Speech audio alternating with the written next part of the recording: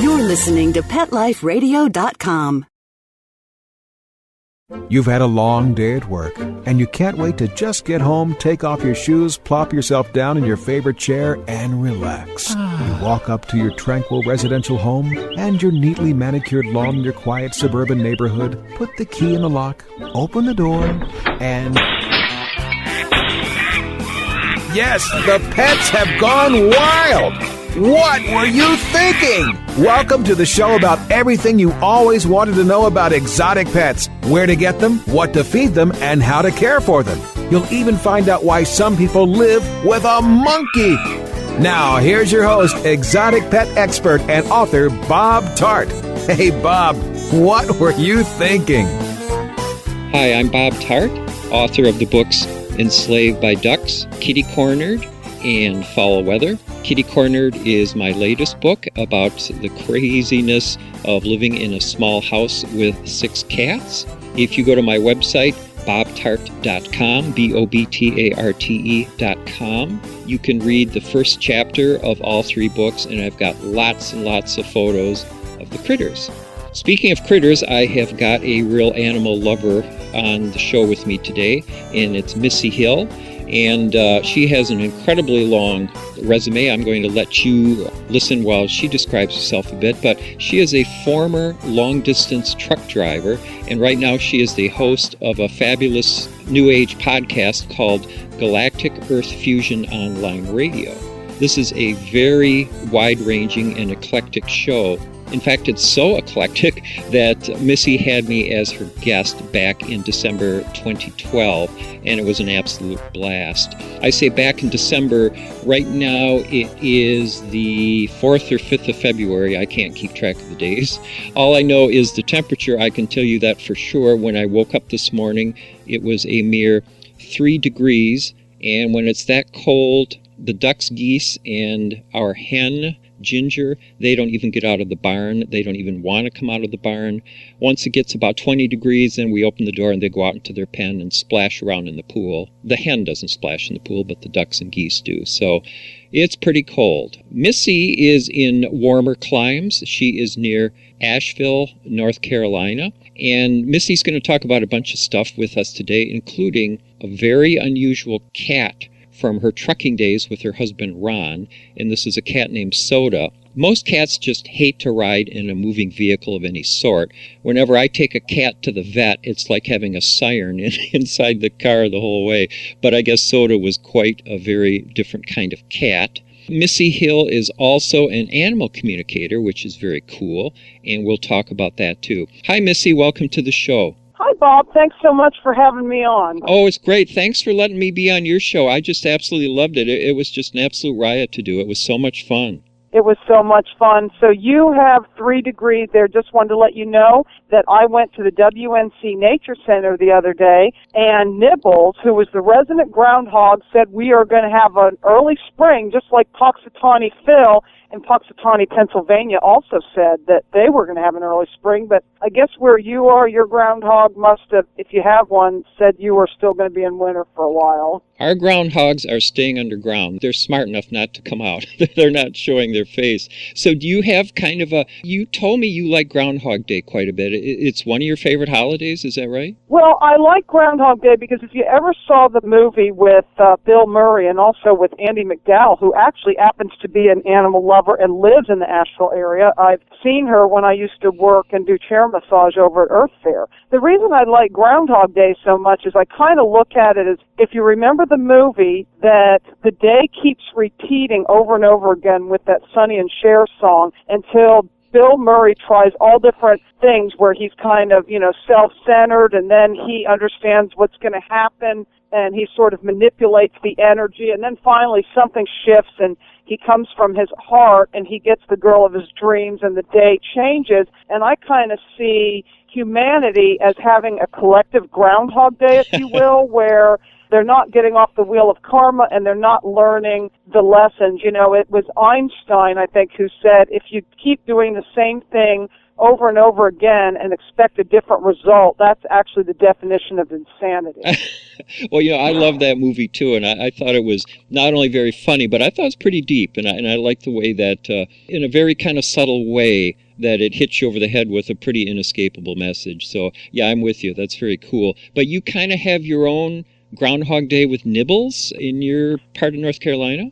Yeah, well, Nibbles was a rescue, okay? She was actually somebody's pet.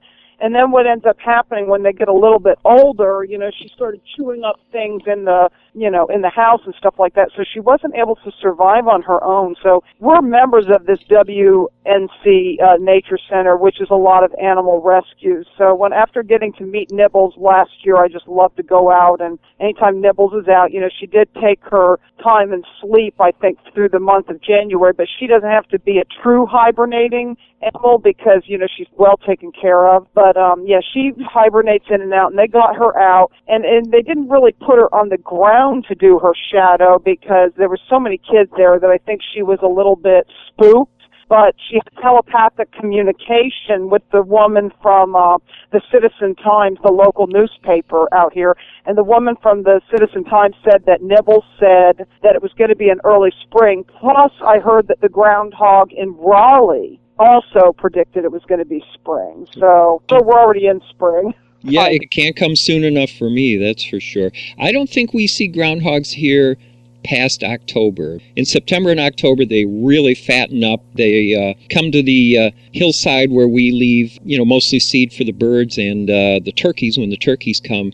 And generally, it is our resident groundhog or two who vacuum up all the seeds so they can get as big and fat and happy as they can before, hibernating for the season. So, no, ours will not come out, but that's okay. I do hope we have the early spring that it looks like you're going to have. Can you tell me a little bit about your background and what's going on with you? And you also mentioned something about readings that you're doing, so let's get into that. Okay, well, my background is I'm actually a licensed massage therapist, for one, so I have a background in the anatomy and physiology and things like that. So I've been practicing massage, but as time has gone on, I'm a Reiki master, and I even did, I taught aerobics years ago and did the weightlifting and did the personal training and yoga and even pool aerobics, things like that. So I have the exercise science background and have been in and out of energy healing work, all different types of modalities,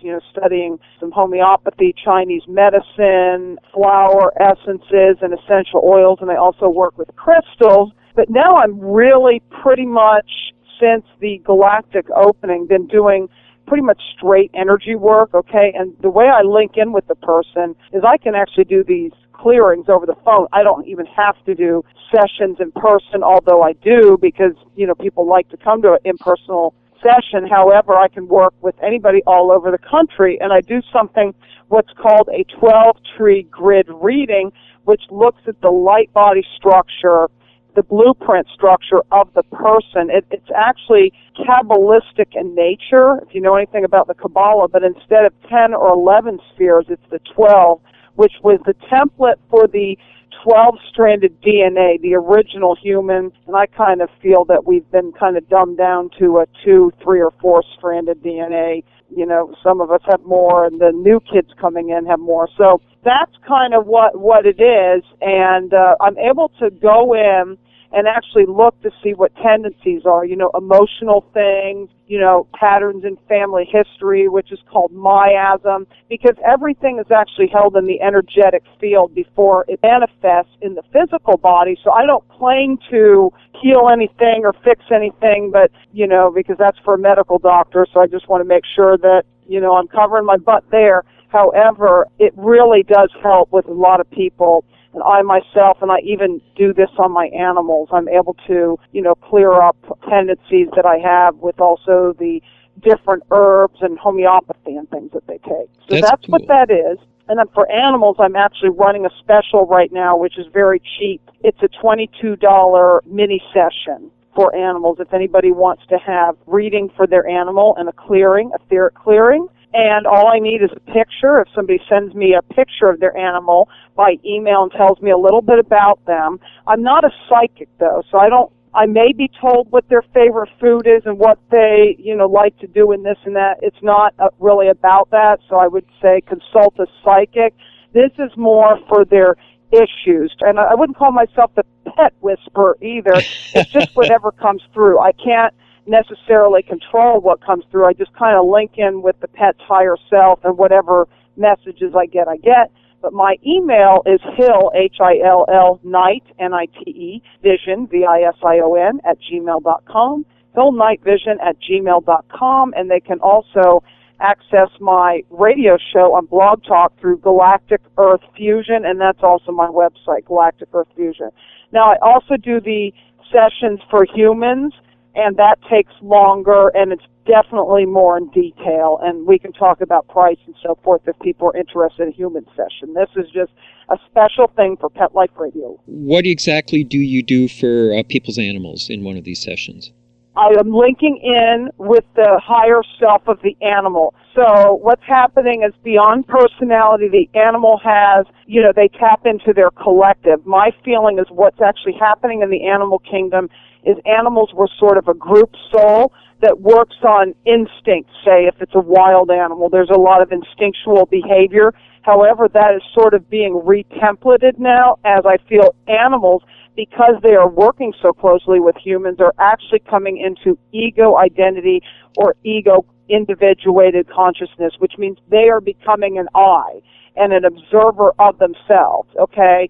And pets, we know this is true because I think people's pets are smarter than their owners a lot of times. And I'll give you, for an example, when I was at a zoo and I was linking in with this bear named Elvis, okay, and I was just feeding him, and this was at a place called Bear Zoo in Cherokee, North Carolina, and the bear said, so I know you think us bears that, we should be wild animals and this and that, but why do you think it's so bad to pose for pictures and get your food that way?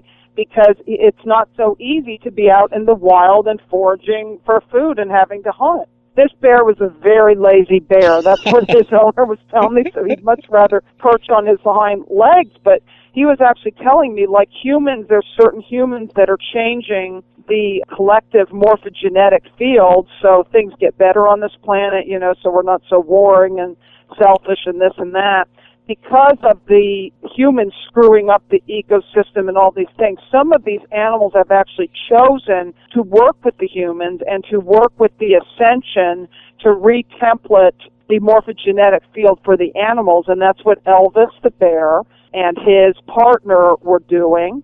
But sometimes they still have weird instinctual behavior. They can't help it. Just like us. Where, that you hear from their higher self, but their lower self, which is the animal instinct, is doing what it does. Because let me tell you, Daniel, his son, who we got to hold when he was, I think, and feed Daniel, I think at 2 months, 3 months, and 5 months, and we have pictures of this. But the guy told me, the owner of Bear Zoo said that you cannot keep a baby grizzly bear in with the parents after a certain, not the mother so much, but the father, after so much time, because the father will kill the baby grizzly bear. Did you know that? Nope.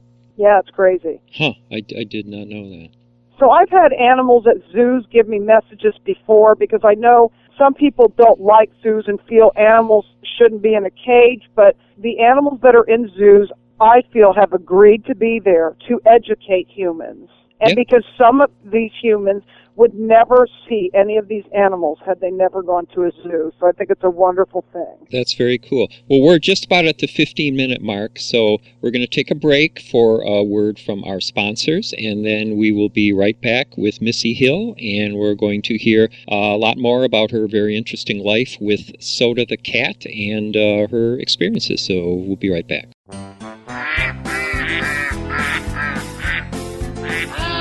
What Were You Thinking? We'll be right back after Bob gets the ducks out of his living room. Don't go away. Petco, where the pets go. Petco, where the pets go. Pet Life Radio has tail-wagging, fur-flying, fabulous deals for our listeners from Petco. Get $6 off your order of $60 or more and up to 40% off the entire Petco site. That's right. But that's not all. Because you're a Pet Life Radio listener, you'll also get free shipping on your order of $49 or more. $6 off, up to 40% off, and free shipping from Pet Life Radio and Petco. To get these awesome deals, go to PetcoDeals.com. That's PetcoDeals.com. Petco, where the pets go. X-Power is a global brand that offers a complete line of stand dryers, cage dryers, and multiple blasters that cater to both home and professional groomers. Designed to be quiet, lightweight, and powerful, X-Power pet dryers will save you time, energy, and money. The X-Power B2 Pro at Home Dryer is the perfect gift for family and friends. Please check out our specials at viperpet.com and amazon.com. For more information, visit xpower.ws or call 855-855-8868. Dyson. The new Dyson Animal Vacs are powerful bagless upright vacuums for homes with pets. Air muscle and radio root cyclone technology generates the strongest suction power to powerfully remove dust, dirt, and pet hair from the home or car. To order your Dyson Animal Vac, go to DysonDeals.com. DysonDeals.com to order your Dyson Animal Vac today. Dyson. Music to your ears.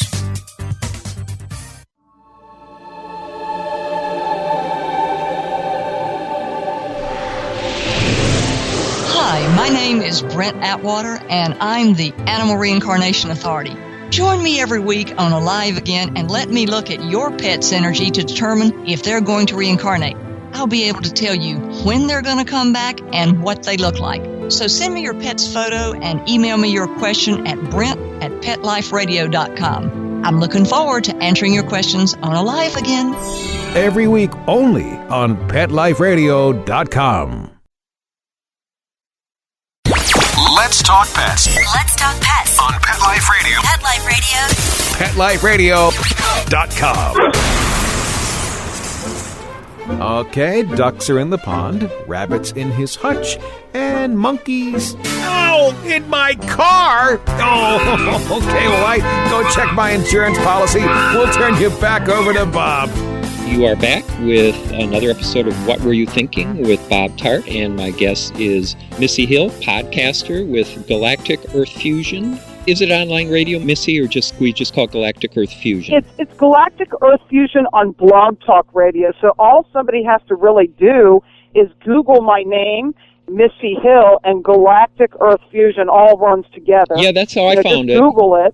Yep, and it's there. Yeah, you got a great name. I mean, just put Missy Hill in and it pops right up, so that's very cool. Let's talk about Soda a little bit, because I have never heard of a cat that could tolerate being in a moving vehicle. So tell me a little bit about how you discovered Soda and, what your life on the road was like with this cat. Well, Soda, actually, when we lived in Georgia quite a few years ago, Soda, I found her behind a soda machine in Elberton, Georgia. And Elberton is actually where where the gravestones come from. There's a lot of granite there. I just happened to see her coaxing her out, but even before that, which was really interesting because her birthday is May 20th, on May 20th, I think we were, I can't remember the town where we were, but this is when we were living in Georgia, and there was a lake there. Oh, I just can't remember the name of it. But we happened to go in this pet store, and there was this cat screaming at me, and there was almost like an energy hovering over this cat, and it wanted to go home with me,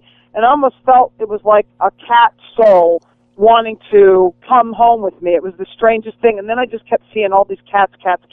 So then I happened to find Soda, I guess that was a few weeks later, coaxed her out from behind the soda machine. She was very pitiful, had kicks and things, and had to, get her cleaned up and go get her checked out and all the things that you have to do. And I asked the vet at that time, how old do you think she was? I said, do you think her birthday could have been May 20th? Because they look at the teeth, to figure out. And he said, definitely she could have been. Hmm. So she had an exciting life, lived in an RV, and then when we decided to go on the road as truck drivers, she just happened to love the big truck. We drove all over the country, and she was, sitting on the dash, and sometimes when we were tired would actually even help us drive by putting her chin on the steering wheel when we were driving. This cat also hikes. She likes to hike, and even yesterday I took her to the park, and she was connecting with the ducks a little bit. I was glad to see the ducks because I knew you and I were going to be on the air.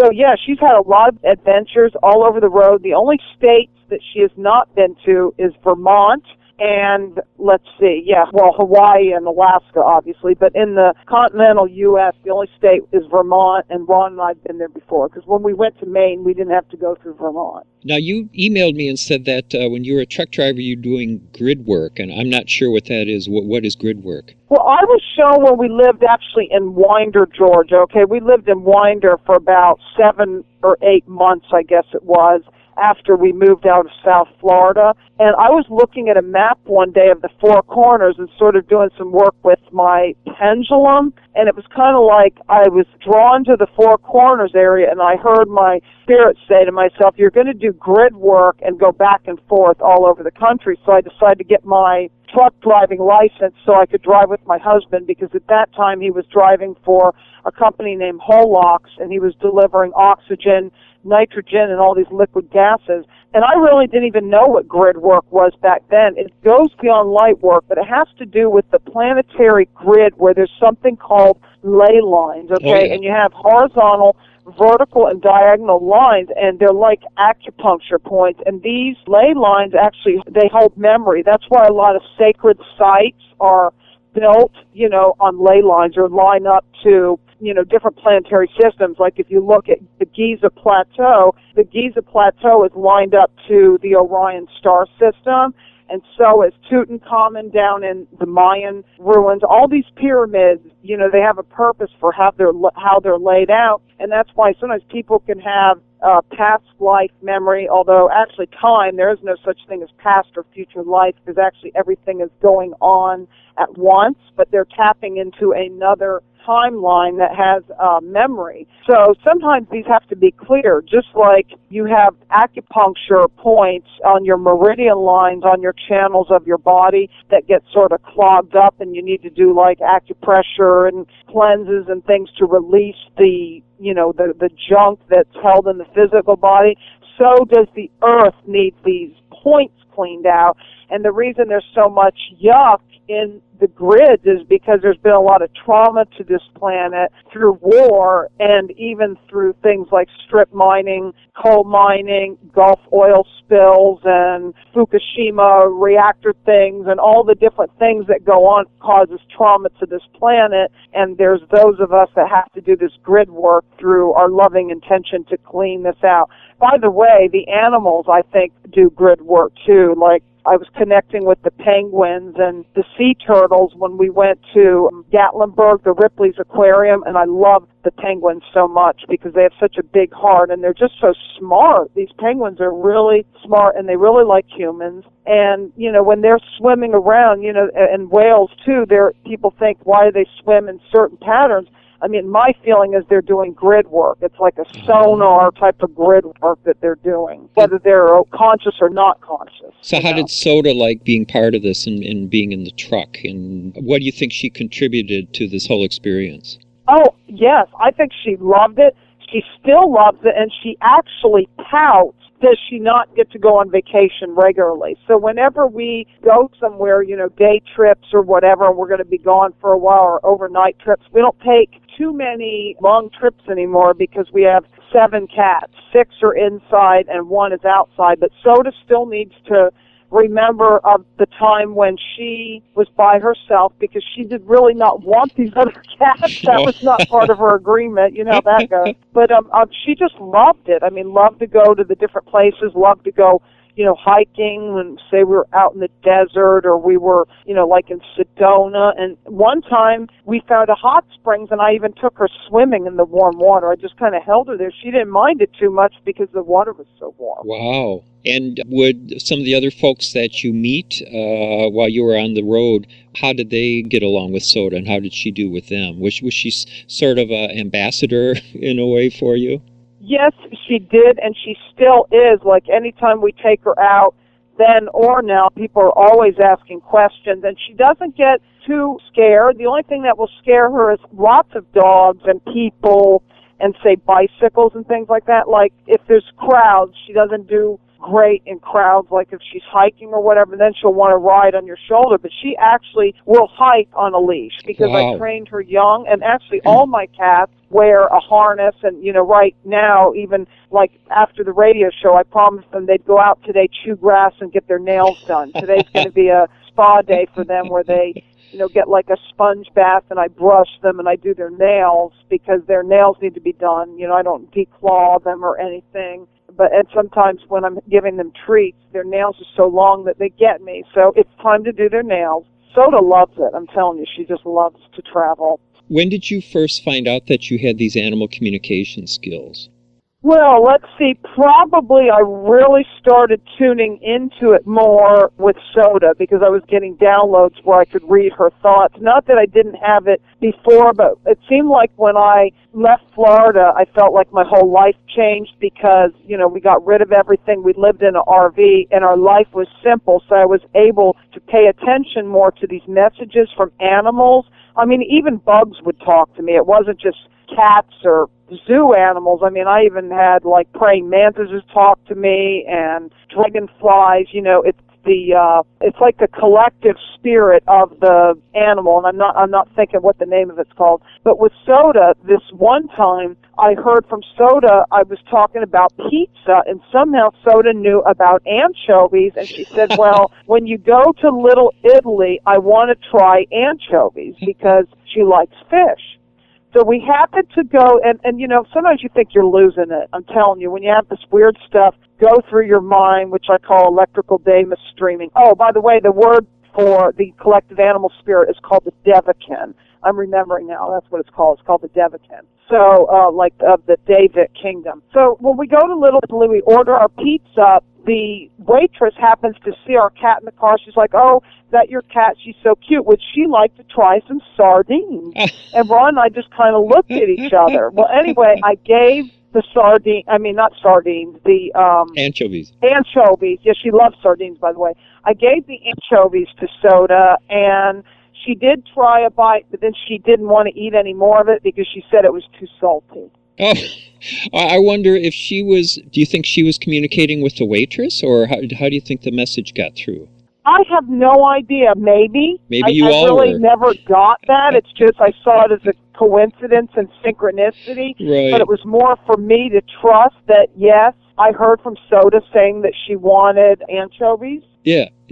She actually knew that I was going to be doing this show, and she wanted me to do a session for her, you know, these readings that I do for her before the show. She was kind of upset that I was doing one for my cat Cinnabar yesterday because Cinnabar has some issues with wanting to go out and screaming and, you know, I think she's actually got some, like, leaky gut issues going on, too, and, you know, she has to take enzymes. I really don't know because I don't know her whole history because she sort of just showed up. I think she actually just meowed, too. I just heard somebody meowing. Although I was feeling like, in a way, this thing from Soda, I don't know if it was like a jealousy, like, how dare you do anybody but me first? I'm thinking, well, Soda, you don't have any issues. You don't need to be done.